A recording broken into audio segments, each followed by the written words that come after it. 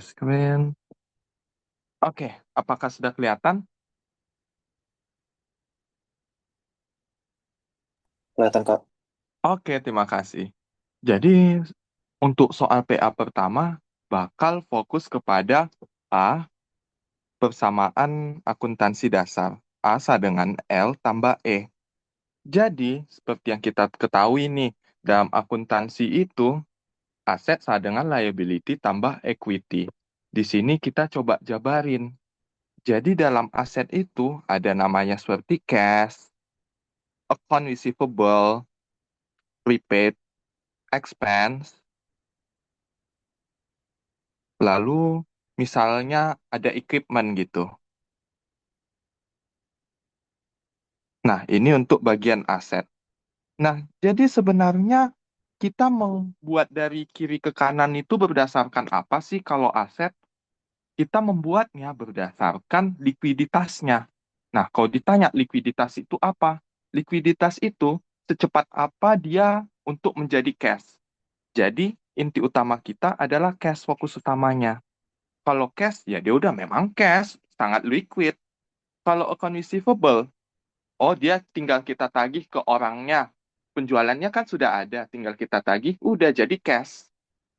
Selanjutnya, copy pad expense. Nah, ini memang liquid itu bisa dia menjadi cash, berapa lama dia menjadi cash, atau berapa lama dia untuk expired. Jadi seperti pipet expense, itu kita memang sudah membelinya. Tetapi kita harus nunggu waktu nih supaya kita dapat memanfaatkannya dan dia expired. Lalu terakhir equipment.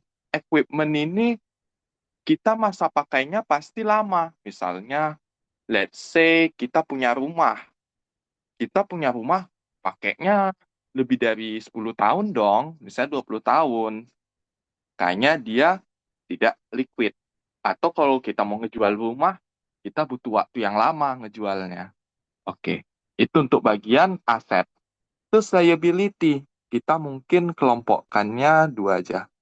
Account payable sama bank payable. Jadi kalau liabilities, kita dari kiri ke kanannya itu berdasarkan apa? Berdasarkan berapa lama lagi sih dia bakal maturity atau bakal lunas utangnya. Jadi kalau semakin ke kiri, semakin cepat lunasnya. Account payable, kita harus bayar ke supplier tentunya dalam waktu misalnya 30 hari gitu. Sementara kalau bank payable, bank itu biasanya ngasih waktunya 5 tahun gitu. Jadi lebih lama. Makanya kita buat ke kanan. Oke, selanjutnya untuk equity.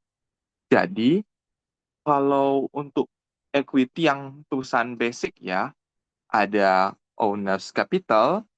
Owner's capital itu apa? Owner's capital itu adalah modal si pemilik. Misalnya pemiliknya menyetorkan 5 juta uang pada hari ini. Ya udah itu jadi modalnya owner's capitalnya. Lanjutnya ada owner's drawing. Owner's drawing ini apa? Owner's drawing itu adalah apabila pemiliknya menarik uang dari perusahaannya. Misalnya dia mau jajan gitu. Misalnya dia narik 200.000, ya udah itu menjadi owner's drawing atau prive. Lanjut, ada revenue. Revenue tentunya pendapatan kita kalau dalam melakukan operasional perusahaan. Terakhir ada expense. Kalau expense bagaimana? Expense itu kita akan ada beban dalam melakukan operasional. Misalnya kita harus membayar pegawai. Nah, itu menjadi expense di sini. Sifatnya, kalau yang lain rata-rata akan menambah bagiannya. Kecuali kalau owner's drawing ini bakal mengurangi equity, revenue tentunya akan menambah equity, dan expense akan mengurangi equity. Oke, selanjutnya kalau untuk jurnalnya. Kalau aset dia bertambah di debit, berkurang di kredit. Kalau liability dan equity bagaimana? Sama saja. Tapi kita balikkan. Maksudnya balik bagaimana? Kalau dibalik, kalau tambah itu di kredit, kalau berkurang itu di debit. Tapi kita lihat di sini, ada dua istilahnya imposter di sini, di bagian equity, yaitu owner's drawing dan expense. Kalau owner's drawing dan expense, kalau dia bertambah, kita akan debitkan. Mengapa kita debit? Karena sifatnya akan mengurangi equity kita. Dan kalau dia berkurang, enggak, biasanya nggak berkurang sih. Kalau untuk owner's drawing dan expense. Itu ya untuk overview-nya. Apakah ada yang teman-teman masih bingungin? Apakah ada yang mau ditanya teman-teman?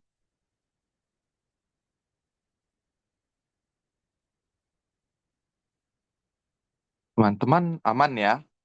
Oke, masuk deh ke soal satu. Soal satu, dia menginvestasikan tambahan uang tunai pribadi, invested. Berarti cash di debit karena dia menginvestasikannya dalam bentuk kas. Dan di kreditnya apa? Owner's capital sebesar 15.000.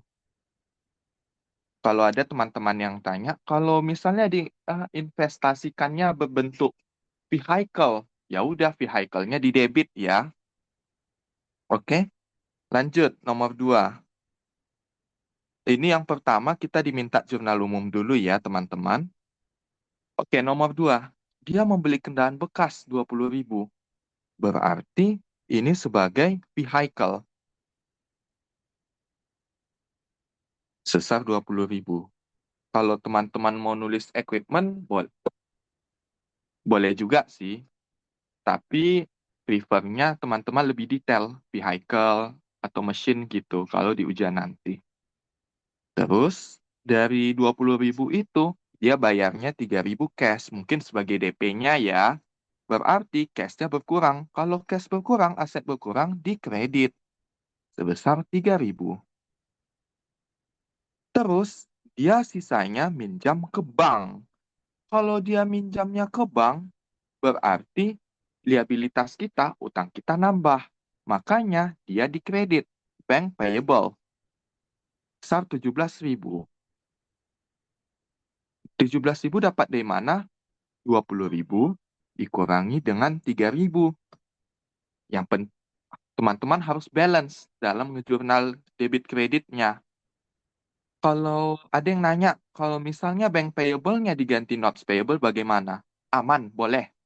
Tapi jangan teman-teman buat account payable ya, yaitu salah nanti. Oke, nomor 3. Sewa ruko bulan Maret adalah $800. Dibayar uang tunai 50% dan sisanya dibayarkan pada awal bulan berikutnya. Berarti, kalau seperti itu, teman-teman di sini buat namanya rent expense atau beban sewa ya. Sebesar berapa? $800. Terus, dibayar uang tunai 50%. Berarti cash sebesar 400 atau 50% dikali 800. Lanjut, dibayar sisanya nanti. Berarti di kreditnya account payable. Kita ngutang 400 sisanya. Itu untuk nomor 3. Nah, untuk nomor 4, dia membayar uang tunai untuk asuransi tahunan kendaraan sebesar $360. Dia membayar asuransi kendaraannya sebesar $360 selama setahun. Tapi memang kita sudah sampai setahun belum? Kita belum sampai setahun tersebut. Makanya kita nggak bisa buat dia insurance expense. Kalau nggak bisa seperti itu, jadinya apa? Prepaid insurance. Di debitnya, di kreditnya ada cash. Sebesar berapa? 360. Oke, lanjut ya, nomor 5. Dia mencatat pekerjaan yang diselesaikan sebesar $10.500. Terus, kliennya membayar dulu, udah membayar $7.500. Dan sisanya dibayarkan dengan cara mencicil atau installment. Kalau seperti ini, berarti kita pada saat ini sudah dapat cash. Berapa cashnya dapat? Sebesar $7.500. Terus, kalau ada nih yang belum dibayarkan sama konsumennya, maka itu masuknya ke account receivable. Berapa jumlahnya? 10.500 dikurang 7.500. Jadinya 3.000. Terus berapa nilai yang didapat dari pekerjaan ini? 10.500. Jadinya masuk service revenue. 10.500. Wah, kebanyakan. Oke, itu nomor 5 ya. Lanjut, nomor 6. Kita menerima pembayaran dari pelanggan untuk transaksi nomor 5 sebesar 1.400. Pelanggan nomor 5 itu datang melunasi utangnya kepada kita. Berarti piutang kita berkurang. Atau account receivable kita berkurang. Gantinya apa? Diganti jadi cash. Jadi cash di debit, account receivable-nya di kredit sebesar berapa? 1.400. Oke, lanjut. Nomor 7. Membayar berbagai beban. Ada beban gaji, ada iklan, dan ada utilitas. Kalau seperti ini, berarti teman-teman harus jurnal semuanya ya. Jangan teman-teman hanya jurnal expense sebesar gabungan ini. Itu salah nanti. Atau kurang nilainya. Jadi, jurnal dulu salaries expense. Terus ada ads expense. Nah, ini teman-teman kalau bisa singkat aja. Tapi jangan singkatnya seperti cash jadi C. Nah, itu gak salah sih. Lalu di sini ada cash. Di sini kita masukkan satu-satu ya. Lalu cash-nya gabungan dari ketiga expense ini. Jadinya $8.000. Oke, lanjut. Nomor 8. Dia membayar cicilan bank sebesar 1.250 ditambah bunga sebesar 150. Kalau seperti ini berarti dia bank payable di debit karena utang kita berkurang. Terus bunganya itu interest expense di debit karena sebagai beban ya. Lalu terakhir kita bayarnya menggunakan apa? Menggunakan cash. Di sini bank payable-nya 1.250, interest expense-nya 150, cash-nya 1.400. Oke, itu nomor 8. Nomor 9, dia membayar tagihan iklan yang ada di bulan lalu. Kalau yang di bulan lalu, berarti dia sudah jadi payable, sudah menjadi utang kepada kita yang harus dibayarkan.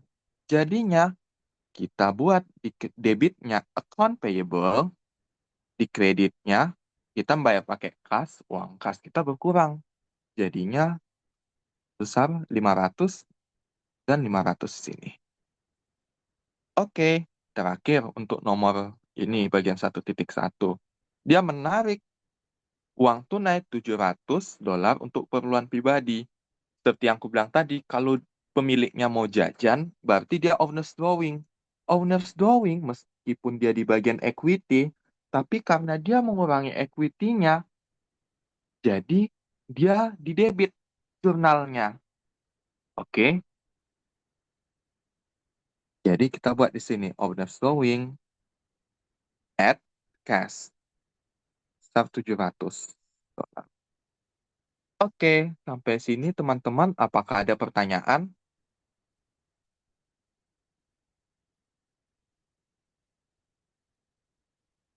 Teman-teman, apakah ada pertanyaan? Kak, mau nanya? Iya. Itu nomor 8 yang paid installment due on bank payable itu berarti tulisnya bank pay aja ya, Kak? Sama interest. Iya, bank payable aja, Oh, oke, sama oke. interest expense. Aman? Nomor 9 itu berarti account payable aja atau nggak apa-apa account pay? Nggak apa-apa gimana? Tulis di jurnal account pay aja ya, Kak? Iya, gitu aja. Oke. Jadi, habis-habisin waktu sih kalau kita nulis panjang-panjang account payable. Nanti udah keburu habis waktunya. Nanti pemeriksanya juga ngerti sih. Apalagi kalau Asdos sih yang meriksa biasanya, PA. Aman? Aman. Oke. Yang lain?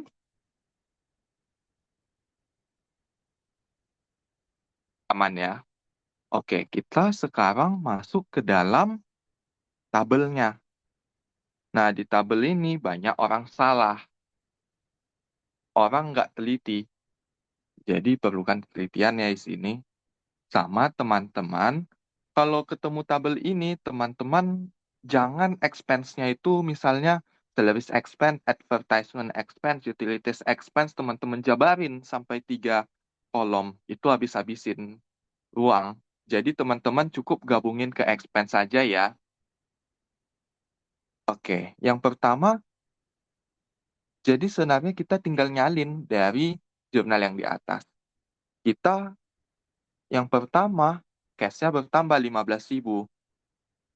Oke, terus owner's capital kita nambah 15.000. Maka kita buat di sini cash 15.000, terus owner's capital 15.000. Sudah?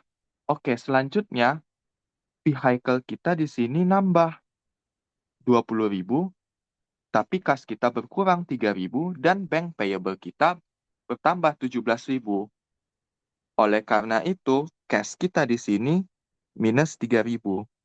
Teman-teman, mohon kurungin ya kalau dapat minus angkanya di sini supaya memudahkan teman-teman mencari ending balance-nya. Oke, lanjut. Vehicle-nya 20.000 positif.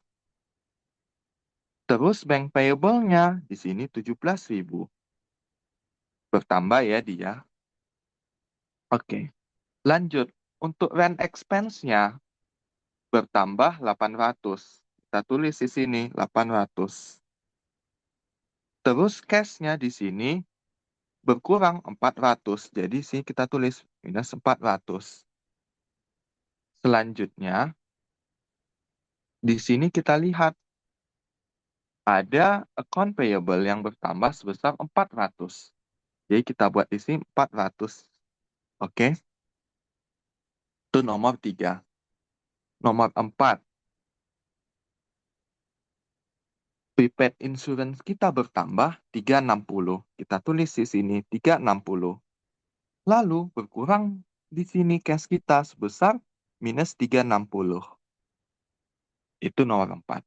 Nomor 5, dilihat cash kita bertambah. Berarti kita buat di sini 7.500 tanpa kurung ya. Lalu account receivable kita bertambah 3.000. Terakhir, revenue kita bertambah 10.500. Lanjut, nomor 6. Nomor 6, kas kita bertambah 1.400 dan account receivable kita, piutang kita berkurang 1.400.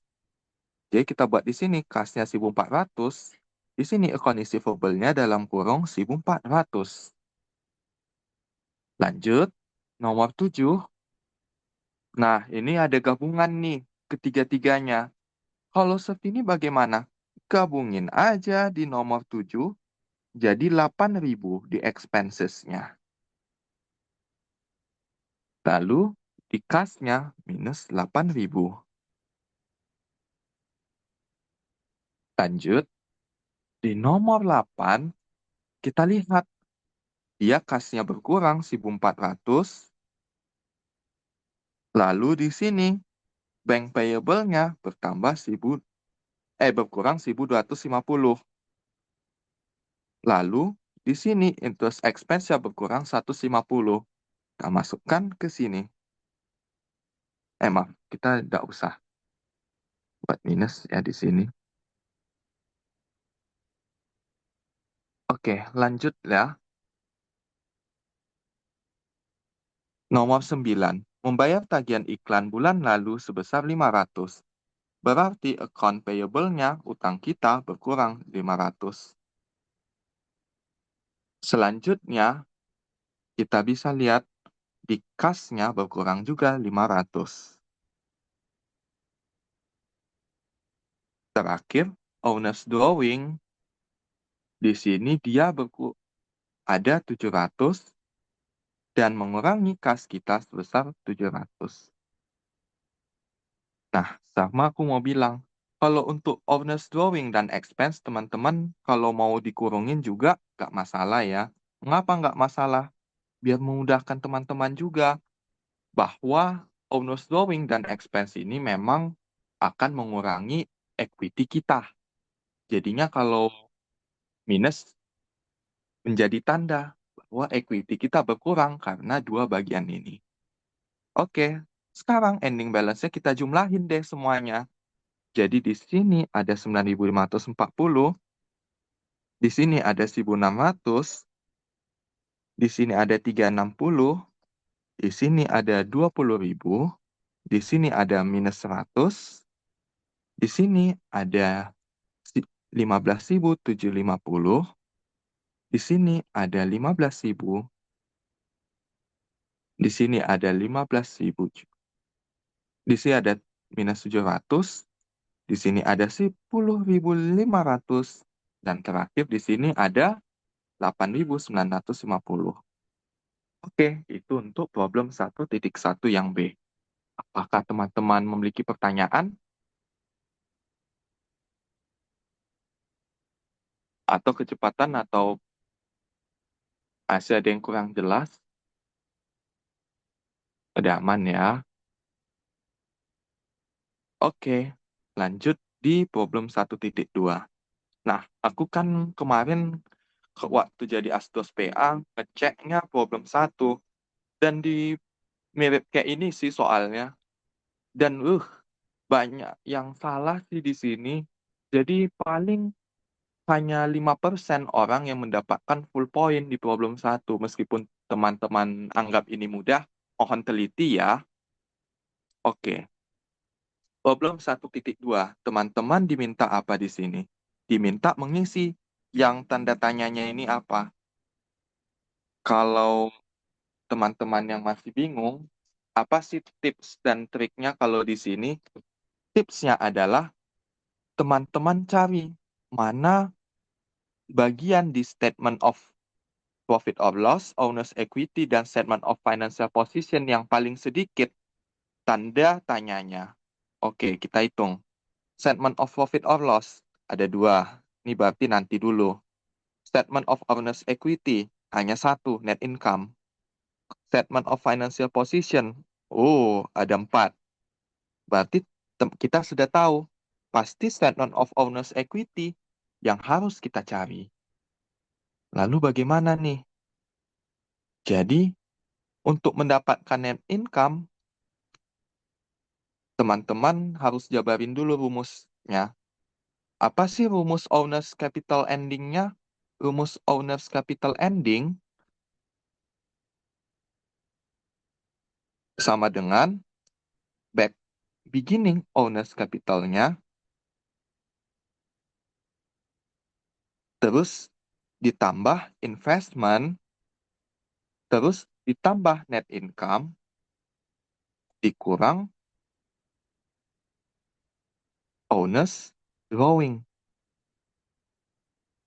Kita sudah dapat endingnya itu 23.770. Terus beginningnya berapa?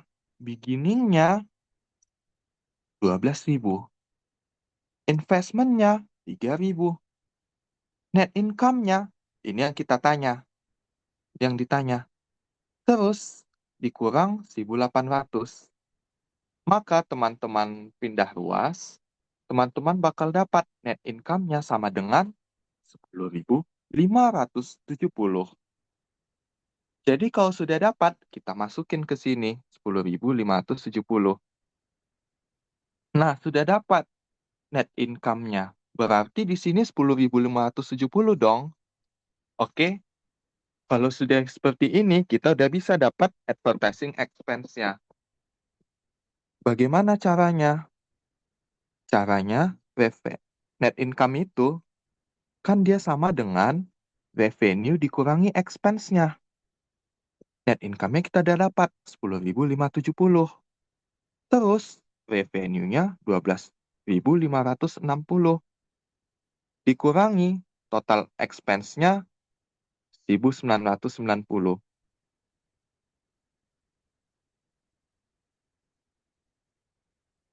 Nah, tapi kan kalau kayak gini ya sama aja. Bagaimana cara biar kita tahu advertising expense-nya? Expense-nya kan ada salaries, ada rent, ada advertising, ada utilities. Total expense-nya 1.990. Ya sudah, teman-teman kurangi saja dengan yang lain-lainnya. Maka kita dapat di sini advertising expense-nya adalah 750.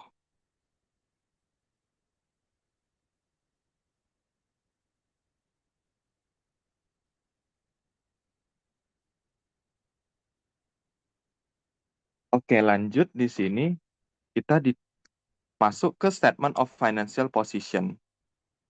Oke, kita di sini udah dapat ini ya, owner's capital ending. Lalu kita masukin kemana? Masukin ke sini, 23770. Nah, kalau 23770 ini gunanya untuk apa? Untuk mencari total liability dan owner's equity-nya. Jadi, tinggal kita jumlahin antara account payable ditambah owner's capital, maka teman-teman bakal dapat liability dan total equity-nya. Jadinya di sini 26.660. Kalau teman-teman sudah dapat, ingat A sama dengan L tambah E. Berarti total asetnya 26.660. Oke, teman-teman sudah dapat ya total asetnya.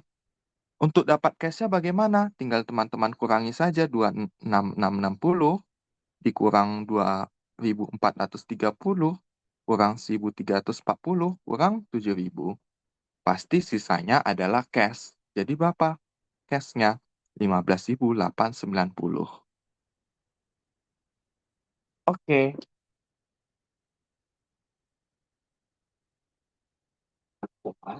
Di sini apakah ada yang mau ditanya atau ada yang masih bingung?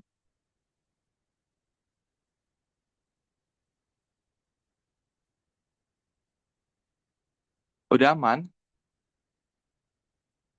Oke, dah. Lanjut ya ke soal kedua.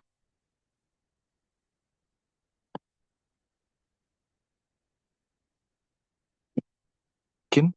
Oke. Maaf. Kita buat aja di sini. Nah, soal kedua. Jadi kita di sini yang pertama harus membuat adjusting entries ya. Lalu setelah kita buat adjusting entries ya, kita harus masukin ke dalam worksheet. Worksheet-nya hanya sampai adjusted trial balance kalau di sini. Oke, kita mulai ngejurnal ya. Yang pertama, annual depreciation expense untuk equipment-nya 5.000. Dan dia dibelinya dari April 2026. Berarti kita bisa buat di sini. Depreciation expense, equipment, add, accumulated depreciation expense.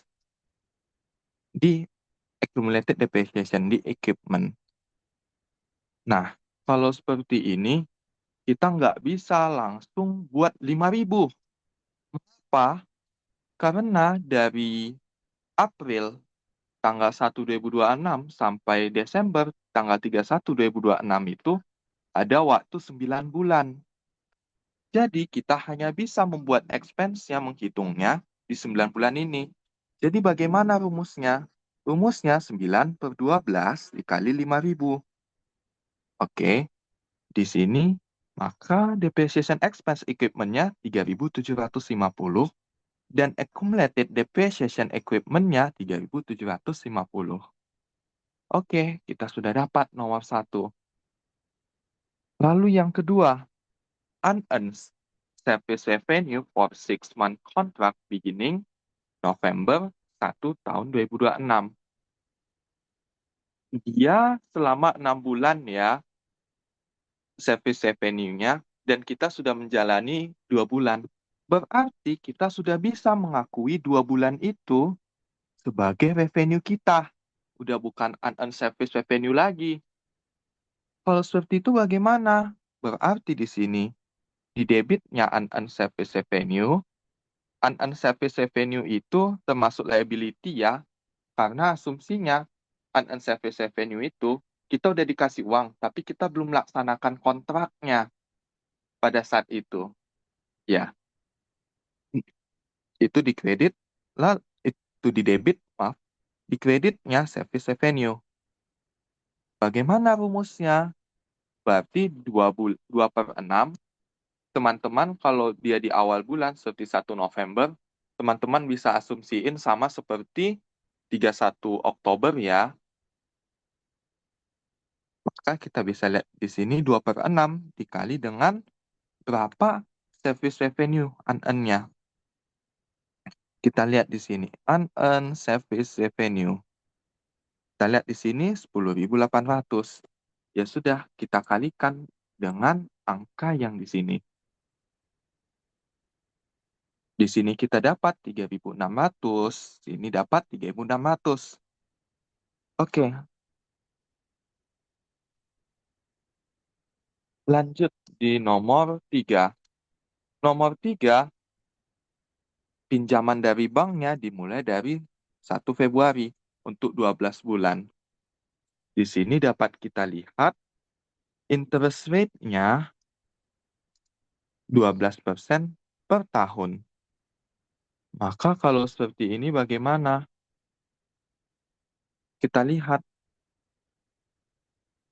berapa total utang yang kita miliki, utang bank.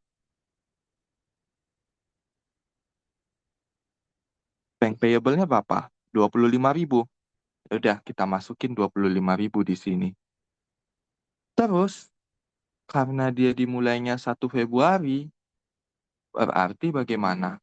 Berarti dia sudah ada 11 bulan. 11, lalu dibagi berapa? Dibagi 12. Mengapa? Karena dia untuk 1 tahun. Lalu lanjut, kita kalikan dengan 12%. Nah, kalau seperti ini, teman-teman dapat hasilnya itu 2.750. Tapi jurnalnya bagaimana? Interest expense tentunya karena dia beban bunga at interest payable. Sebesar 2.750 dan di sini 2.750. Kalau teman-teman tanya, mengapa dia interest payable? Ngapa nggak cash? Karena dia di soalnya belum ada dibilang dibayarkan. Kecuali kalau dia dibilang dibayarkan, otomatis tuh dia bakal kita buat cash di kreditnya. Oke, lanjut nomor 4. Supplies on hand-nya atau berapa sih persediaan yang di tangan pada tanggal 31 itu jumlahnya 900. Nah, ini kita harus cari ke bawah. Supplies-nya sebelumnya berapa? Yang unadjusted-nya 3.500. Berarti sisanya, selisihnya 3.500 dikurang dengan 900 itu sudah menjadi expense. Makanya di debitnya supplies expense at supplies besar 2.600. Terakhir, prepaid insurance yang dimulai dari 1 Februari di sini untuk 12 bulan. Berarti jurnal awalnya kan dia prepaid insurance. Tapi tergerus karena kita sekarang udah di 31 Desember. Berarti kita harus lihat ke bawah, berapa sih prepaid insurance-nya? Prepaid insurance-nya 4.800. Terus dari 1 Februari sampai 31 Desember ada 11 bulan. Berarti kali 11 per 12. Berarti insurance expense-nya at prepaid insurance sebesar 4.400. Itu untuk bagian yang pertama, jurnalnya. Teman-teman, apakah ada pertanyaan?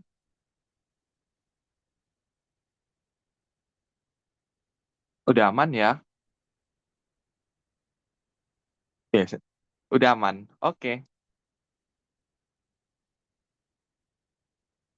Kalau adjustment-nya bagaimana? Adjustment-nya kita tinggal copy paste apa yang telah kita lakukan di jurnalnya, lalu kita masukin ke dalam worksheet-nya. Bagaimana jadinya? Oke, kita lihat adjustment-nya. Kalau cash, nah cash mah nggak ada adjustment. Biasanya jarang sih cash itu masuk ke bagian adjustment. Oke, lanjut. Account receivable. Apakah ada adjustment-nya? Nah, nggak ada. Berarti kita tinggalin. Prepaid insurance. Nah, ini baru ada adjustment-nya. Kalau prepaid insurance, adjustment-nya itu di nomor 5.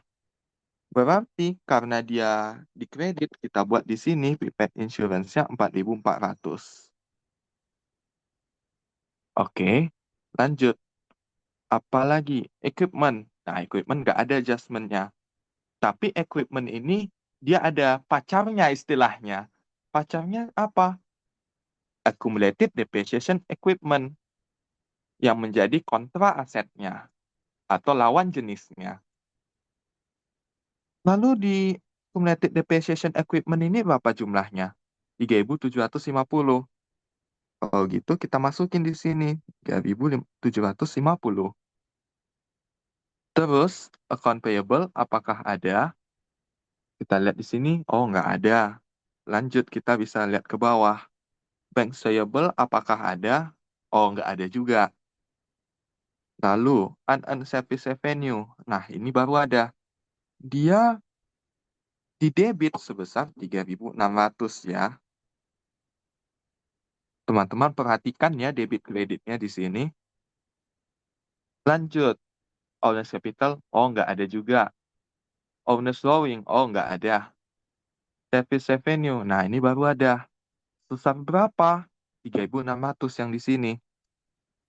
Maka di sini 3.600 di kredit. Oke. Interest expense-nya di sini kalau nah, ini sekalian trik juga ya. Kalau teman-teman sudah lihat di unadjusted trial balance-nya nggak ada saldo, nggak ada nominalnya, pasti dia ada di bagian adjustment yang bakal ada di jurnalnya. Nah, itu triknya ya. Nah, kita lihat interest expense-nya 2.750. Terus ada apa lagi? Depreciation expense 3.750. Terus ada apa lagi? Ada interest payable. Interest payable-nya berapa? Di sini kita lihat 2.750 di kredit. Lalu kita lihat supplies expense-nya berapa? Supplies expense-nya itu 2.600 sini. Terakhir, insurance expense di sini 4.400. Oke, kita coba jumlahin ya balance atau enggaknya. Kalau kita coba jumlahin di sini angkanya 17.100. Di sini 17.100. Hore, udah balance. Berarti tinggal masukin ke adjusted trial balance-nya. Oke, kalau adjusted trial balance-nya kita tinggal tambah kurangin ke bagian adjustment-nya. Unadjusted ditambah atau kurangi bagian adjustment. Oke, di sini cash-nya nggak ada penyesuaian berarti ya udah 62.000. AR-nya juga sama 18.500. Kalau yang prepaid insurance-nya 4.800 di debit sebelumnya, terus datang adjustment di kredit 4.400. Karena dia berlawanan, dia saling mengurangi. Makanya di sini dapatnya 400. Supplies-nya di sini, nah, apa nggak kelihatan ya tadi 2.600-nya di sini? Di sini 2.600. Oke, maaf ya. Nah, supplies-nya 3.500 karena dia di kredit adjustment-nya akan mengurangi jadinya 900. Lanjut, di equipment-nya dia nggak ada penyesuaian, tapi di lawan jenisnya ada penyesuaian. Jadinya 12.750 di sini. Lalu account payable-nya nggak ada penyesuaian, di kredit. Terus bank payable-nya sama, nggak ada penyesuaian. Oke, unearned service revenue. Dia awalnya di kredit, terus ada penyesuaiannya di debit. Berarti saling mengurangi. Beda dengan yang misalnya accumulated depreciation equipment. Karena dia sama-sama kredit, berarti saling menambah. Oke, lanjut. Owner's capital-nya 18.000. Terus owner's drawing-nya 700. Terus service revenue-nya ada penyesuaian jadinya 68.500. Lalu salaries expense-nya nggak ada penyesuaian 16.000. Interest expense-nya ini baru. Kalau baru kayak gini lebih mudah ya karena kita hanya nyalin dari bagian table adjustment-nya. Itu sampai ke insurance expense. Oke. Selanjutnya apa? Kita jumlahin balance atau enggak. Kita jumlahin 142.000, 142.000. Balance. Nah, kalau udah balance itu berarti 80% correct lah. Oke, kalau sudah gini, apakah sudah selesai? Jawabannya belum.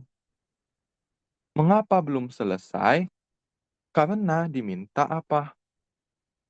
Diminta juga bahwa kita untuk mencari net income-nya tanpa menyiapkan SOPL.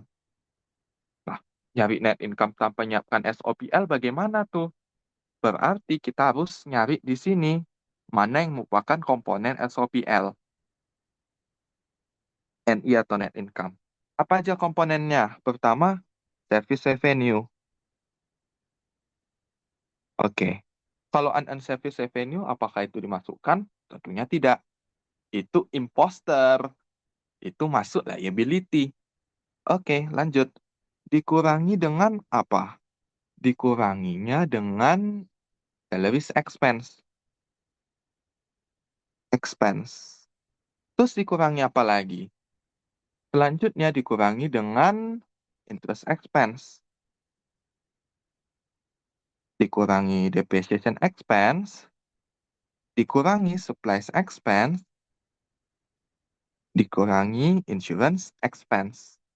Jadi 68.500 dikurangi 16.000 dikurangi 2.750 dikurangi dengan 3.750 dikurangi 2.600 dikurangi dan 4.400. Hasilnya berapa? Hasilnya 39.000. Inilah yang menjadi net income kita untuk soal nomor 2. Teman-teman, apakah ada pertanyaan?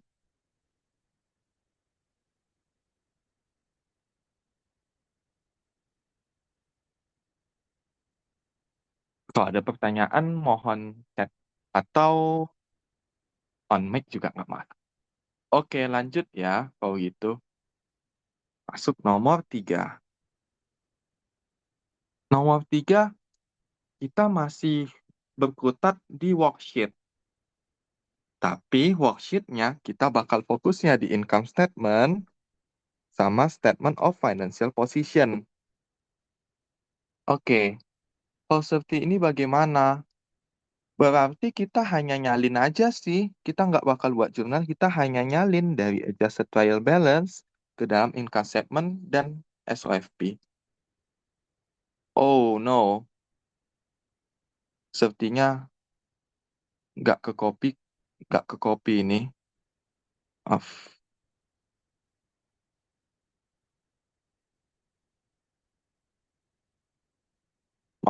Aku nggak ke copy kayaknya untuk akun-akunnya, tapi aku buat aja akunnya di sini. Ini ada cash, ini ada supplies, di sini ada cash, supplies, prepaid rent, terus di sini ada equipment, terus di bawah equipment ada account payable, ECC payable, terus yang 3.000 ini ada unearned service revenue,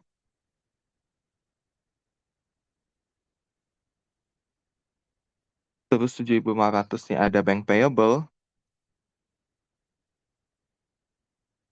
terus yang 10.000 ini ada owner's capital, cap, terus 2.500 ini ada owner's drawing, terus di sini ada service revenue, terus di sini ada salaries expense, terus di sini ada miscellaneous expense. Miscellaneous expense itu apa? Itu adalah beban lain-lain. Terus di sini kosong, di sini 400 ada rent expense, terus yang 50 ini ada depreciation expense, terus di bawahnya ada accumulated depreciation expense, terus bawahnya ada supplies expense, terus ini ada AR atau accounts receivable, paling bawah ada salaries payable. Oke, sebelumnya kita yang masukkan ke income statement itu adalah revenue dan expense. Mengapa kita masukkan ke income statement? Karena revenue dan expense ini merupakan akun-akun yang temporal. Pasti maksudnya akun temporal. Akun temporal itu adalah akun-akun yang dia hanya dijumlahkan selama tahun berjalan atau periode berjalan. Jadi dia nggak dibawa ke periode berikutnya. Misalnya tahun 2026, ke tahun 2027 dia sudah terreset lagi jadi nol. Makanya kita masukkan ke income statement yang pada akhirnya kita akan bermuara di owner's capital. Oke, lanjut. Di statement of financial position itu kita masukkan akun-akun yang bersifat permanen. Jadi dia akan terus-menerus diakumulasikan dari tahun sebelumnya ke tahun berikutnya. Misalnya cash-nya tahun ini 5.000. Nanti 5.000 itu bakal masuk lagi ke tahun depan. Tapi di sini ada yang bersifat temporal juga. Apa namanya? Owner's drawing. Owner's drawing itu hanya di tahun berjalan ya, atau periode berjalan. Oke, kita bisa masuk ke sini. Income statement. Nah, di sini kita cari mana yang dia masuk ke sini. Oke, kita dapat service revenue. Nilainya 13.100 di kredit. Lalu kita masukkan lagi salaries expense. Sebesar 5.950 di debit. Terus di sini miscellaneous expense sebesar 2.900. Sini ada rent expense sebesar 400. Di sini ada depreciation expense sebesar 50. Di sini ada accumulated depreciation X. Nah, ini agak menjebak. Meskipun namanya accumulated depreciation expense, dia itu bakal masuknya ke statement of financial position karena dia bersifat sebagai kontra aset dari equipment. Oke, masuk lagi ke supplies expense. Kalau supplies expense, dia bakal masuk ke income statement juga. Apakah ada lagi? Sepertinya itu aja. Nah, kita jumlahin. Di sini 13.100. Di sini nilainya 12.000. Nah, mungkin teman-teman di sini nanya, kok nggak balance? Ini memang sifatnya ini seringnya nggak balance sih. Kenapa nggak balance? Karena kita ada untung, ada rugi. Jadi di sini ada net income or loss. Nah, di sini kita lihat kredit kita atau revenue kita lebih baik daripada expense. Berarti kita untung. Nanti 1.100-nya kita masukkan ke sini. Ini 12.000 ya. 1.100-nya kita masukkan ke sini supaya balance hasilnya di totalnya. Oke, itu ya. Lanjut di bagian SOFP. SOFP berarti sisanya 11.200 di cash, supplies-nya 1.800, prepaid rent-nya 2.000, equipment-nya 6.000, account payable-nya di sini 4.000, and service revenue-nya 3.000, bank payable-nya 7.500, owner's capital-nya di sini kita lihat 10.500, owner's drawing-nya 2.500, terus kita lihat ke bawah, accumulated depreciation expense-nya 50, lalu di sini ada AR-nya, account receivable-nya 3.100, dan salaries payable-nya sebesar 950. Nah, di sini kita jumlahin 26.600, di sini 25.500. Nah, ditanya lagi, kok nggak balance lagi? Memang nggak balance. Mengapa? Karena di sini kita untung. Dan keuntungan kita itu selisihnya harus sama dengan selisih antara debit dan kredit di statement of financial position-nya. Selisihnya berapa? Sama kan 1.100. Kayaknya kita masukkan di sini 1.100. Dan hasilnya sama di bawahnya, 26.600. Udah, di sini ditanya net income-nya berapa? Ya udah, kita udah dapat net income-nya 1.100. Oke, itu untuk nomor 3. Apakah teman-teman ada pertanyaan untuk yang nomor 3 ini?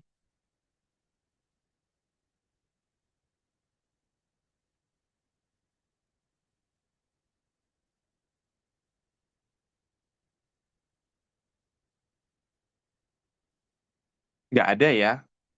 Oke, kita bisa lanjut ke nomor berikutnya. Nomor 4. Nah, di sini panjang nih nomor 4.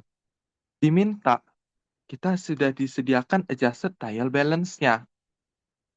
Kalau kita udah disediakan adjusted trial balance-nya, berarti kita diminta membuat apa? Kita diminta menyiapkan statement of profit or loss dengan yang ada gross profit, operating income, EBIT, EBT, dan net income. Lalu disuruh membuatkan statement of owner's equity, dan terakhir statement of financial position yang terdiri atas ini. Oke, pertama kita masuk ke income statement-nya. Sebelumnya kita harus buat dulu ya nama perusahaannya Dynamic Retail, buat judul dulu. Karena judul ini termasuk penilaian income statement atau statement of profit or loss for the year ended Desember 31, 2026. Nah, di sini ada apa saja komponennya? Pertama ada sales revenue. Sales revenue pastinya ada sales-nya. Sales-nya berapa? 2980. Tapi ada juga nih komponen pengurang sales-nya. Apa sih komponen pengurang sales-nya? Jadi kita lihat ada namanya sales return and allowance sebesar 35.000. Di sini 35.000 ya. Lalu ada namanya sales discount. Sales discount-nya di mana? Sebesar 15.000 di sini. Sales discount 15.000. Kalau kita udah dapat, kita kurangin sales dengan yang di bawahnya, bakal dapat net sales atau pendapatan bersih sebesar 2.930. Oke, kita selanjutnya harus mencari gross profit-nya. Mencari gross profit berapa? Apa rumusnya? Net sales dikurang dengan COGS. COGS ini apa? COGS ini adalah berapa sih biaya dari barang yang telah kita jual. Misalnya kita nge ngejual botol air mineral 660 ml. Terus kita waktu membelinya dulu satu botol itu 2.000. Terus sudah kita jual ya. Nah, 2.000-nya itu bakal menjadi COGS kita. Kita lihat di sini ya. COGS-nya berapa? 1.960. Udah kita masukin ke sini. Dapatlah gross profit-nya. Gross profit. Laba kotor. Sebesar berapa? 970. Nah, kita selanjutnya masuk ke operating expense atau OPEX. Operating expense consist apa aja? Consist dari biaya apa sih yang sering terjadi dalam operasional kita. Yang pertama ada salaries expense. Salaries expense ya di sini 160.000. Oke, lanjut. Di sini ada apa? Ada depreciation expense. Ada dua nih depreciation expense-nya. Satu equipment, satu building. Kita masukin dua-duanya.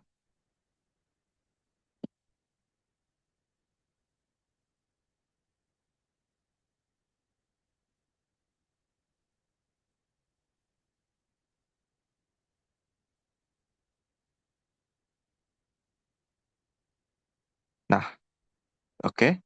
Selanjutnya ada apa lagi? Ada namanya advertising expense.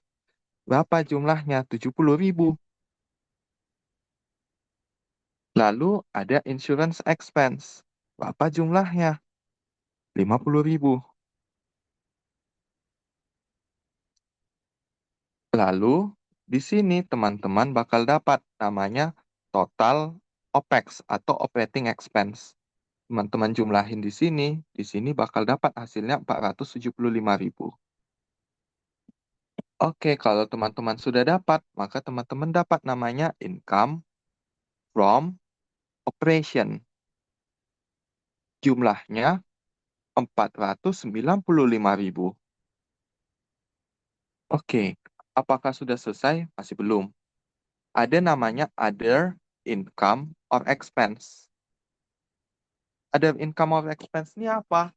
Misalnya, kita unit usahanya memang ngejual barang kelontong, barang harian. Tapi kita juga punya aset yang dimana aset itu kita sewakan. Kalau seperti itu, maka sewanya itu dimasukkan, hasil uang sewanya dimasukkan dalam other income. Kalau other expense bagaimana? Misalnya, pada saat kerusuhan, tempat toko kita jualan, kena lempar batu, kacanya pecah. Itu kan jarang terjadi. Itu masuk miscellaneous expense. Jadi kita masukkan ke dalam other income or expense. Jadi di sini kita lihat apa sih yang jarang terjadi? Yang jarang terjadi itu ada di rent revenue. Dan ini bukan unit bisnis utama kita. Sih kita masukkan 85.000. Maka kita dapatkan EBIT atau earning before interest and tax. Sebesar berapa? Sebesar 580.000. 495 ditambah 85 ya. Oke, lanjut. Dikurang dengan apa? Interest expense. Interest expense-nya berapa? Kita lihat di sini. 7.500. Oke, saya kurang 7.500. Oke, kalau gitu EBIT dikurang I, tinggal EBT, earning before tax. 572, 500. Terakhir, kita kena pajak dong. Selagi bumi dipijak, di situ pajak dibayar. Oke, di sini tax expense-nya berapa? Tax expense-nya 900. Berarti kurang 900. Dapat net income-nya berapa? 571.600. Oke, itu untuk income statement atau statement of profit or loss kita. Teman-teman, di sini apakah ada pertanyaan? Ada pertanyaan atau sudah aman?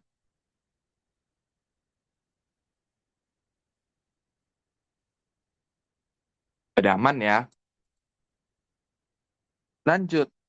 Kalau kita sudah dapat income statement-nya, maka kita bakal masuk ke statement of owner's equity. Kita tulis lagi ya judulnya. Ingat, judul ini dinilai juga. Jadi kalau teman-teman nggak nulis judul, nilainya bisa berkurang. Sayang dong, nulis gini aja bisa kurang nil. Nggak dikurang nilainya. For the year ended Desember 31, 2026. Oke. Yang pertama, kita lihat di owner's equity statement apa. Yang pertama, capital, beginning-nya. Beginning capital, Januari tanggal 1. Berapa Januari tanggal 1? Modal awalnya, 300.000. Terus ditambah apa? Ditambah net income. Net income-nya berapa? 571.600. Kita masukkan ke sini, 571.600. Ini karena investment-nya nol, kita nggak buat ya. Tapi kalau ada investment-nya, teman-teman mohon tambahin di sini. Sama kalau net income ini, kalau misalnya dia net loss, maka dia akan mengurangi sifatnya. Oke, lanjut. Less, ada owner's drawing. Sebesar berapa? Sebesar 20.000. Maka di sini ending capitalnya sebesar 851.600. Nah, itu ya ending capitalnya. Lanjut, kita bisa masuk ke bagian terakhir. Statement of financial position atau balance sheet. Nah, kalau ini harus betul-betul balance ya. Kalau gitu kita buat judulnya Dynamic Retail. Ini aku buat aja SOFP biar cepat. Desember 31, 2026. Jadi pertama ada aset. Aset ada current asset. Current asset itu apa? Aset yang dia bakal terlikuidasi, baik itu bakal menjadi kas, atau dia bakal selesai masa pakainya dalam waktu 1 tahun. Contohnya apa? Contohnya pertama cash. Cash ini paling liquid, makanya orang butuh cash perusahaan itu. Lalu, selanjutnya ada apa? Account receivable, AR, besar 156.600. Terus ada apa lagi? Ada inventory. Di sini, kenapa inventory? Karena inventory itu barangnya sudah selesai dan siap untuk dijual. Dan kalau kita ingin ngejualnya tentunya dalam waktu 1 tahun masa operasional kita targetnya. Atau bisa lebih cepat lagi. Kalau bisa lebih cepat, lebih bagus. Di sini 170.000. Terus ada apa lagi? Ada prepaid insurance. Kalau prepaid biasanya dia dalam waktu 1 tahun ya, jadi kita kategorikan sebagai current asset, 50.000. Terus di sini berapa total CA atau current asset? Kita jumlahin hasilnya 676.500. Oke, kita udah dapat current asset. Terus coba non-current asset atau NCA-nya. NCA ada apa aja? Ada yang pertama, building. Kalau building, ya kan butuh waktu lama biar kita tidak memakai bangunan tersebut. Jadi kita masukkan di sini. Dia 600.000. Lanjut. Ini kita agak ke kananin dikit ya, karena kita bakal jumlahin hasilnya dan mendapatkan total dari asetnya. Lanjut, building ini dia nggak sendirian. Dia ada namanya accumulated depreciation building.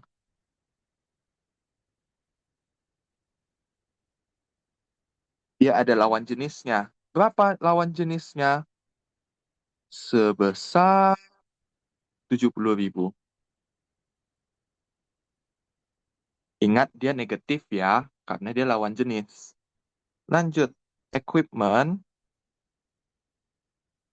Equipmentnya berapa? Equipmentnya 400.000. 400.000 masukkan ke sini. Dia juga ngebawa lawan jenisnya, accumulated depreciation-nya. Jadinya kita masukin minus 40.000. Next, kita jumlahin total NCA-nya. Total NCA-nya sebesar 890.000. Lalu total asetnya berapa? Kita jumlahin antara total NCA dan total CA. Total current asset ditambah non-current asset. Dapat hasilnya 1.566.600. Oke, kita di sini liability plus equity-nya harus dapat segitu. Sini kita buat liab, garis dulu ya. Liab and equity. Pertama, kita mulai dari liabilitas dulu. Liability. Mengapa liability? Karena kalau misalnya perusahaannya bangkrut, perusahaan tersebut harus ngelunasi liabilitasnya dulu. Baru selanjutnya, orang yang memiliki ekuitas di perusahaannya mendapat bagiannya. Bila dia di likuidasi kalau dia bangkrut. Oke, kita mulai dengan current liability. Current liability, pertama apa? Salah satu yang paling sering nih, payable yang kita dengar. Accounts payable, 175.000. ACC payable, 175.000. Terus ada pengkhianat. Bukan pengkhianat, si impostor. Impostornya unearned revenue. Kita pikir revenue, rupanya unearned. Jadinya itu termasuk liability. Lalu ada apa lagi? Salaries payables. Salaries payable-nya berapa di sini? Salaries payable-nya di sini ada 75.000. Lanjut. Nah, ini ada jebakan. Long-term bank payable was issued on January 2026 for 3 years. Portion of payable that should be paid next year is 80.000. Berarti ada pokok yang harus dibayar tahun depan 80.000. 80.000 inilah yang nantinya bakal menjadi current liability karena kita harus lunasi dalam 1 tahun masa berjalan. Itu ya, current liability itu utang apa sih yang harus kita bayarkan dalam jangka waktu 1 tahun. Oke. Lalu ada interest payable. Interest payable-nya berapa? Interest payable-nya di sini 45.000. Nah, tulis di sini 45.000. Kita jumlahin. Total CL-nya atau current liability-nya sebesar 570.000. Oke, kita masuk ke kita masuk ke non-current liability. Non-current liability itu apa? Yaitu liabilitas yang dibayarkannya lebih dari setahun lagi. NCL. Apa aja yang ada di sini? Hanya ada yang namanya bank payable. Tapi apakah semuanya? Tentu tidak. Bank payable-nya hanya yang dibayar lebih dari setahun. Berarti 225 dikurang dengan 80, karena 80-nya harus dibayar setahun lagi. Berarti hasilnya di sini 145 ya. Oh maaf, sama aku sepertinya ketinggalan. Di sini ada fake out. Atau fade out itu apa? Fade out itu adalah biaya ongkir. Kalau kita mau ngirimin barang ke konsumen. 10.000 ya, maaf. Nah, di sini ada bank payable sebesar 145.000. Berarti NCL-nya totalnya, ini meskipun teman-teman hanya satu komponen, teman-teman harus buat total NCL-nya berapa di bawah. 145. Maka total liability-nya, CL ditambah NCL-nya, 715.000. Oke, selanjutnya teman-teman bakal masuk ke bagian owner's equity. Owner's equity-nya berarti capital-nya. Owner's capital-nya berapa? Teman-teman dapat dari sini. 851.600. Teman-teman masukin di sini. Jadinya berapa? Untuk total liability plus equity-nya, jadinya hasilnya 1.566.600. Oke, itu untuk nomor 4. Agak panjang ya memang. Apakah teman-teman ada pertanyaan?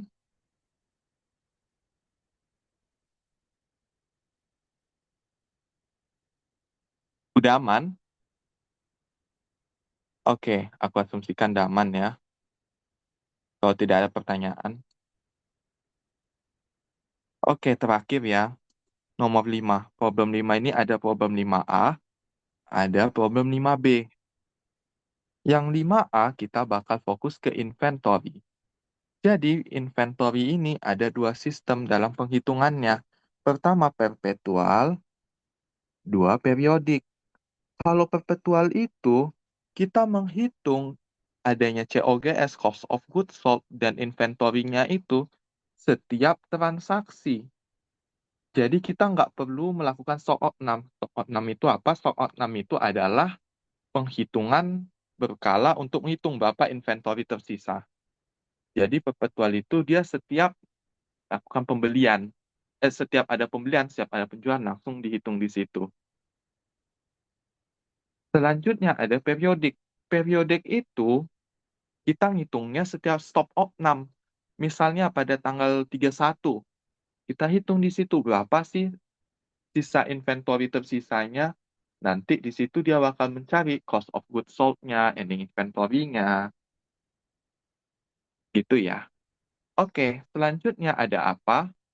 Di sini keduanya ini ada metodenya MA, Moving Average, dan juga ada FIFO. LIFO-nya bagaimana? LIFO itu tidak diperbolehkan berdasarkan PSAK. PSAK itu apa? Panduan Standar Akuntansi Keuangan. Itu yang berlaku di Indonesia. LIFO itu hanya berlaku di Amerika menurut US GAAP, Generally Accepted Accounting Principle. Oke, MA itu jadi apa? MA itu jadi kita menghitung rata-rata tertimbang dari inventorinya. Misalnya sebelumnya dia melakukan pembelian 50, harganya 1. Terus sekarang dia melakukan pembelian 20, harganya 2. Maka kita hitung di sini 50, di sini 40. Maka 90 kita bagi dengan jumlah yang dia beli, 70. Itulah yang menjadi biayanya. Itu secara simpel ya. Kalau FIFO bagaimana? FIFO itu kita menghitung inventorinya itu mulai dari mana yang terjual lebih dahulu, baru maaf, kita mulai dari inventory mana yang kita beli terlebih dahulu ke pembelinya paling akhir, dari awal ke akhir. Itu ya. Oke, kita masuk ke soal. Kalau di tanggal 1, dia beginning inventory 60. Berarti kita masukin ke bagian inventory-nya. Di sini ya, 60. Total cost per unitnya 1.700. Total cost-nya tinggal kita kalikan. Unit kali cost-nya per unit. Dapat 102.000. Lanjut, 11. 11 unitnya di sini 170, di sini 1.800. Total cost-nya 306.000. Nah, kalau di sini teman-teman, karena dia FIFO, dimintanya FIFO perpetual, maka di sini teman-teman nggak bisa menggabungkan langsung 230 unitnya. Jadi teman-teman pisahin gini. Tapi kalau rata-rata tertimbang bagaimana? Kalau moving average, tentunya boleh. Gabungin aja. Ini ya jadinya. Oke, nomor 8, tanggal 18 ya ada penjualan. Kalau penjualan itu akan menambah cost of goods sold kita. Penjualannya berapa? 145. Maka 60-nya harus kita tarik dari yang paling awal dari sini. Lalu sisanya 85 kita tarik dari yang sini. Oke, di sini 1.700, 1.800. Di sini 102.000, di sini 153.000. Di sini berarti yang atas yang nggak bersisa, yang bawahnya tinggal 85, 1.800. Ya, sebesar 153.000. Lanjut di nomor 2, di tanggal 23, dia melakukan pembelian lagi ya. Purchase 130, di sini 1.840, di sini 239.200. Maka di sini kita masukkan lagi tapi tetap dipisah.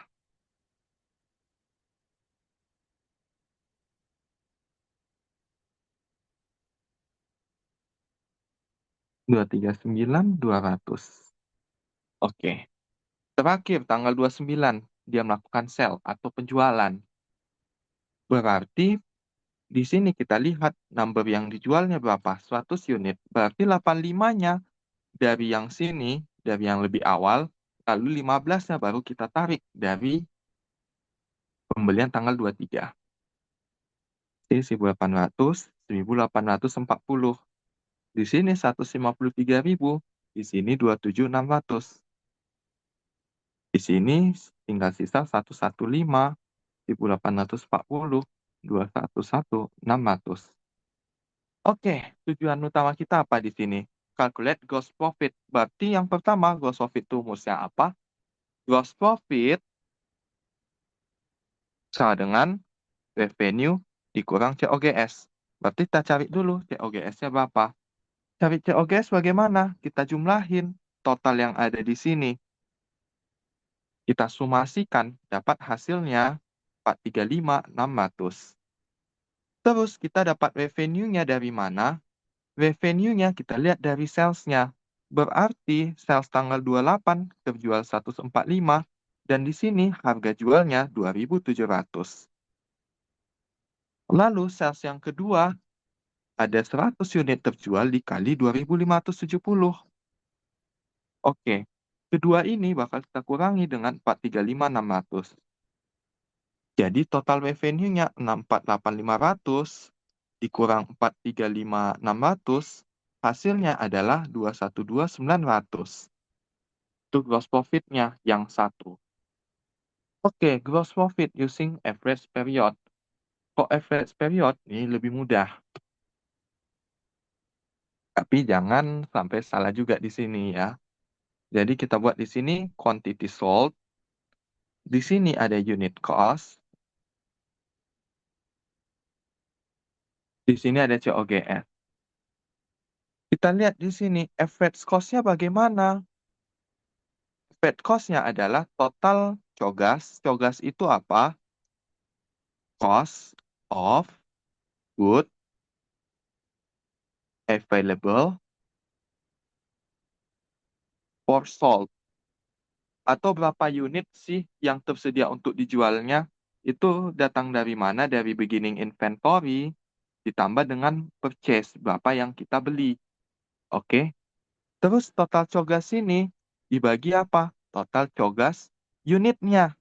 Berapa sih unit yang tersedia untuk dijual? Maka di sini rumusnya apa? Maka kita lihat di sini. Kita kita lihat beginningnya berapa? 102.000. 102.000 kita jumlahin dengan 306.000, kita jumlahin dengan 239.200. Maka kita dapat hasilnya 647.200. Lalu kita bagi dengan berapa unitnya. Yang beginning ditambah purchase, 60 tambah 170 tambah 130. Kita dengan 360. Maka di sini kita lihat unit cost-nya berapa? 1.798. Dari 647.200 dibagi 360. Oke, itu untuk unit cost. Terus kalau yang untuk quantity sold-nya bagaimana? Kita lihat di sini. Jumlahin 145 ditambah 100. Maka hasilnya 245. Dan di sini COGS-nya berapa? COGS-nya sama dengan average cost dikali dengan unit cost. Sama dengan berapa? 440.456. Teman-teman kalau nanya, kok bisa lebih besar COGS-nya dibanding yang metode FIFO perpetual? Karena logikanya, kalau FIFO perpetual itu dia mendelay nilai nilai inventory yang kita beli di akhir periode yang lebih akhir. Sementara kalau moving average kita menggabungkannya. Jadi otomatis kalau negaranya inflasi ya, yang menggunakan average bakal lebih tinggi COGS-nya. Kecuali dia deflasi, bisa jadi lebih besar untuk yang FIFO. Oke, di sini sales revenue-nya sama ya, 68.500. Terus COGS-nya 440, 456. Gross profit-nya atau GP-nya 208.044. Oke, ini ya. Apakah teman-teman sudah paham untuk nomor 5A? Atau ada yang mau ditanya?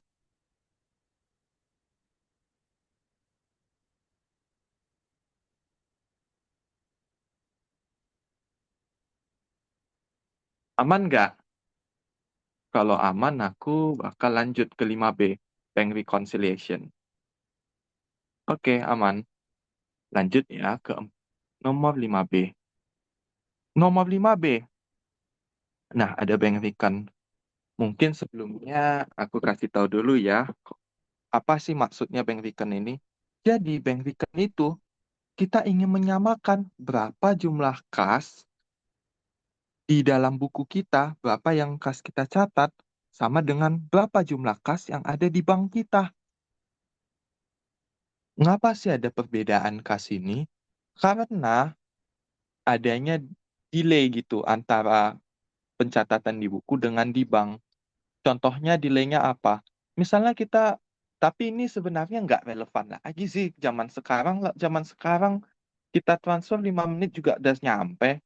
Tapi kalau zaman dulu mungkin nunggu 24 jam atau lebih. Makanya, misalnya kita udah mencatat, kita mendepositokan uang ke bank, tapi bank itu belum nyatat. Nah, itu harus kita rekonsiliasi. Atau kalau misalnya di bank ada charge, ada biaya admin, tapi belum kita catat. Nah, itu harus kita catat, kita rekonsiliasi. Oke, di sini apakah sudah jelas? Nah, selanjutnya, di sini komponen yang harus kita tahu ada outstanding check. Outstanding check itu apa? Cek. Jadi outstanding check itu cek yang belum dicairkan oleh supplier kita.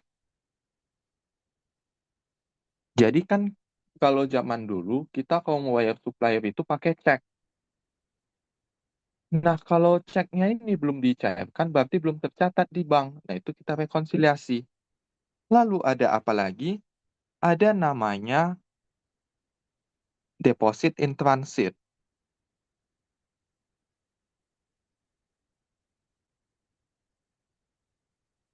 Deposit in transit itu apa? Deposit in transit itu kalau ada yang seperti tadi. Kita udah mendepositokan uang nih ke bank, kita udah ngirim uang ke bank, tapi belum dicatat sama banknya karena belum nyampe ke banknya. Nah, itu ada deposit in transit.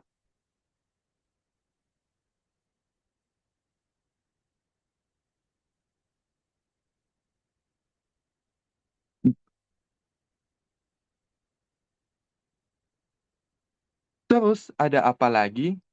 Ada namanya error. Error ini adalah apabila ada salah catat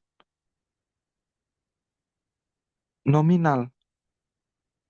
Salah catat nominal ini mayoritas terjadinya di company, di perusahaan. Jadi kalau salah catat ini, lihat aja teman-teman, ada di komponen itu ada perbedaan jumlah nggak nominal. Oke, lanjut. Lalu ada bank fee. Bank fee ini adalah biaya admin. Ini biasa ya. Lalu terakhir ada NSF, non-sufficient fund. Non-sufficient fund ini bagaimana? Jadi non-sufficient fund ini, misalnya kita dapat cek nih dari supplier. Kita dapat cek dari supplier. Terus kita mau cairkan ke bank. Nah, tapi banknya bilang saldo suppliernya, saldo tabungan suppliernya nggak sampai nominal ini. Jadi non-sufficient fund. Jadi akhirnya apa? Akhirnya yang sudah kita catat sebagai kas tadi, kita tarik balik. Jadi tetap AR, account receivable. Nah, dari komponen ini apakah masih ada yang teman-teman belum pahami atau masih ada yang kurang jelas? Hmm, Oke, kalau sudah jelas, kita bisa lanjut ke soalnya. Oke, diminta apa sih? Diminta yang pertama, buat rekonsiliasi bank tanggal 31 Agustus dan buat jurnal yang dibutuhkan. Kalau begitu, kita buat dulu. Yang pertama, cash balance per bank statement. Yang pertama kita lihat apa? Kita lihat berapa sih unadjusted balance-nya di banknya.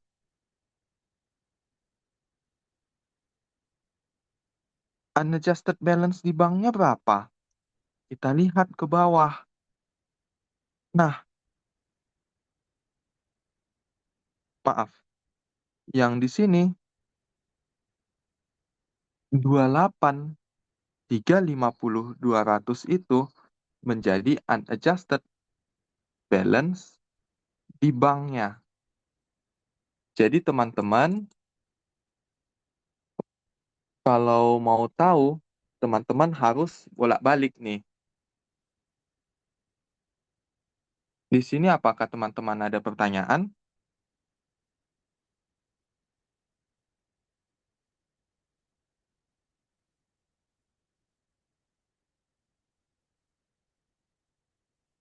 Kalau enggak, kita bisa lanjut ya.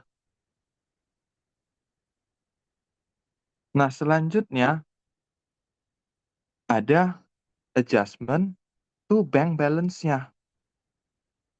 Yang pertama, ada deposit in transit. Deposit in transit-nya berapa? Deposit in transit-nya, kita lihat mana pengiriman kita ke bank itu yang belum dicatat bank. Biasanya di akhir periode nih, 31 Agustus. Kita lihat 754 ribunya. Kalau kayak yang lain misalnya yang AR collection gitu seperti ini. Dia sudah dicatat di banknya. Tapi kalau yang cash sales ini 754 dia belum ada. Makanya kita masukkan ke sini deposit in transit 754.000. Oke. Lalu bank error. Bank jarang sih melakukan error kan dia udah otomatis jadinya nol. Oke. Itu untuk add. Didaknya yang pertama outstanding check-nya.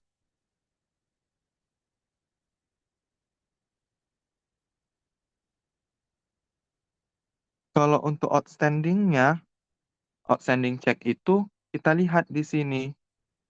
Cek yang mana sih yang sudah kita catat? Maaf, ya kita sudah catat tetapi belum dicairkan. Jadi kita cara taunya bagaimana? Kita lihat di sini payment to supplier-nya. Lalu kita cocokkan dengan yang ini. Kita lihat 493 apakah sudah dicatat di banknya? Sudah. 494 sudah dicatat di banknya? Sudah. 495 apakah sudah dicatat? Nah, belum. Berarti yang pertama nomor 495. Sebesar berapa? 824.000.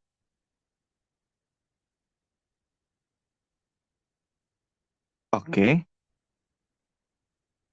Selanjutnya kita lihat untuk 496 udah. Tapi teman-teman jangan lupa bahwa masih ada outstanding check dari periode sebelumnya. Kalau seperti itu bagaimana? Kita lihat di sini 445 apakah dia sudah dicatat? Sudah. 478 sudah. Nah, 481 masih belum. Jadinya nomor 481. Di sini dapat hasilnya 616.000. Maka di sini adjusted balance-nya per bank statement adalah 27.664.200. Teman-teman, di sini apakah ada pertanyaan?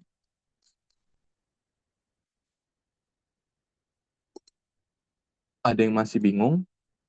Kak, saya mau nanya, Ya. eh, tadi cara kita tahu itu deposit in transit selain lihat dia merupakan transaksi tanggal 31 gimana ya? Nah, kita lihat aja apakah jumlah nominal tersebut ini 754 ini sudah ada di bagian deposit and other credit-nya di sini. Kita lihat yang lainnya. Payment to supplier yang ada di cash sales yang ada di sini 875 apakah sudah ada? Kita lihat udah ada. Yang di sini 927 apakah sudah ada? Sudah ada juga di sini. Terus yang 1148 apakah sudah ada? Di sini juga sudah ada. Di sini 697 tadi sudah ada dan 1429 apakah sudah ada? Sudah ada. Di dalam deposit and other credit di pencatatan banknya. Tapi kita lihat yang 754 itu kita sudah nyatat, tapi banknya belum nyatat. Berarti itu deposit in transit. Seperti itu ya. Tapi memang biasanya yang tanggal 31 itu yang sering atau kerap kali ada miss. Oke, ada pertanyaan? Berarti kalau seandainya kebalikannya yang kayak yang pertama tadi kan ada satu transaksi juga dicatat di Nah, banknya 950. Itu kebalikannya kita adjust di buku kita berarti. enggak.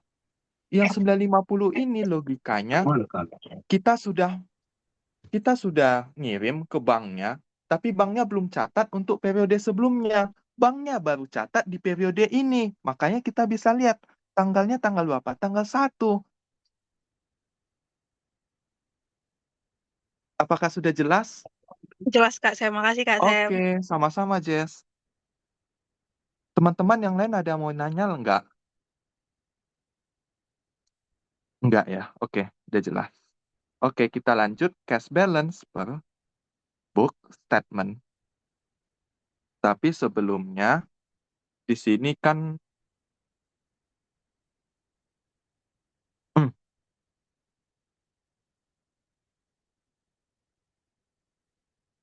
di sini yang 1.089.000. Oh enggak. Oh, oke. Kita lihat di sini, cash balance per book statement-nya. Pertama kita cari yang unadjusted-nya. Unadjusted-nya, balance from books berapa? Unadjusted-nya sebesar 27.015.200. Dapat dari mana? Dari sini. Angka akhirnya.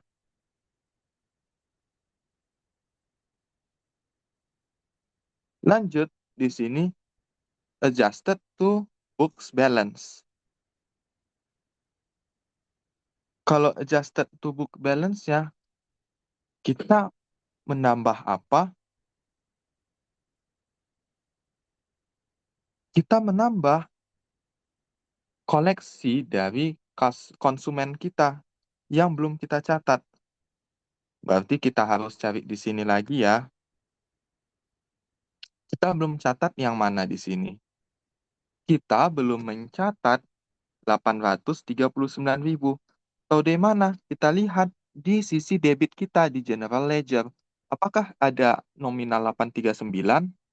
Jawabannya tidak ada. Makanya kita masukkan di sini collection of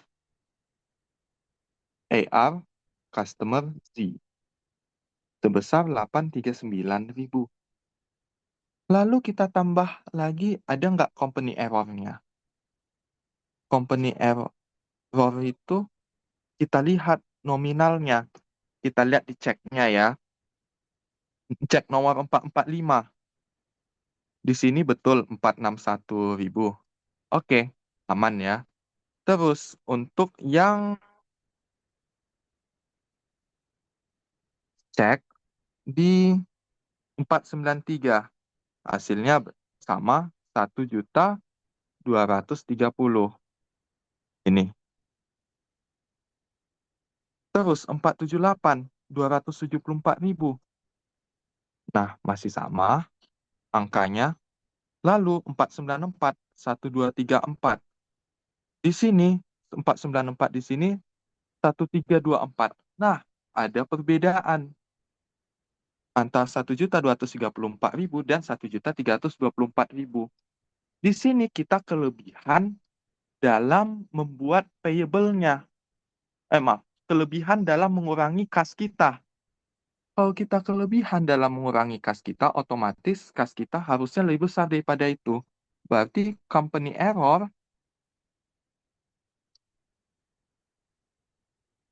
ini 90.000. Oke, itu ya. Lalu coba kita cari yang lain ya. Di 496 di sini 836, di sini juga 836. Oke.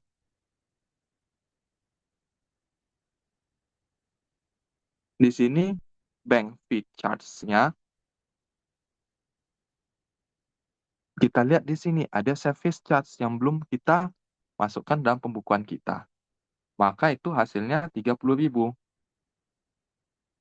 Lalu terakhir ada NSF yang ini. NSF-nya berapa? 250.000.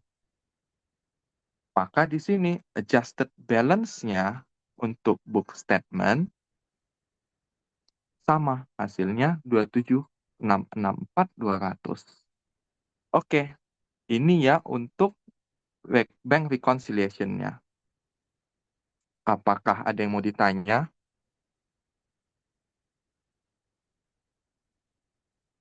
Apakah ada yang mau ditanya, teman-teman?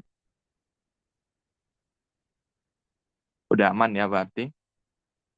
Oke, berarti kita lanjutnya jurnal. Yang pertama, collection di customer Z. Jadi kita ngejurnalnya ini based on rekonsiliasi yang kita lakukan di buku kita yang di sini. Oke, kalau seperti itu, yang pertama cash at account receivable. Karena account receivable-nya piutang dari konsumen kita sudah terbayar menjadi cash. Besar 839.000. Lanjut. Selanjutnya di company error. Dia 90.000. 90.000 itu kan awalnya kita jurnalnya seperti ini. AP at cash sebesar 1329. Dan di sini kita ngejurnalnya AP at cash-nya sebesar, maaf, 1324 di sini 1324. Padahal jurnal yang seharusnya itu AP at cash sebesar 1.234.000. Makanya kita harus membuat kasnya ini besar selisihnya. Selisihnya berapa? 90.000. 90.000 di debit. Lalu AP-nya kita kebanyakan nguranginnya. Jadi kita tambahin lagi AP-nya. Kalau liability, AP itu kan liability. Kalau liability nambah di kredit. Jadinya 90.000 di kredit. Oke, selanjutnya kita ngejurnal yang bank fee charge-nya yang ini. Bank fee charge itu masuk miscellaneous expense yang lain-lain. Di admin itu masuk miscellaneous expense. At cash. Jumlahnya 30.000. Terus terakhir NSF. NSF itu berarti waktu kita mau cairin ceknya, jurnalnya kita udah buat seperti ini. Cash at AR besar 250.000. Tapi karena dia nggak cukup saldonya, kita harus balikkan lagi. Jadinya apa? AR at cash. Besar 250.000. Oke, itu untuk 5B. Dan ini soal terakhir ya. Di sini teman-teman apakah ada pertanyaan?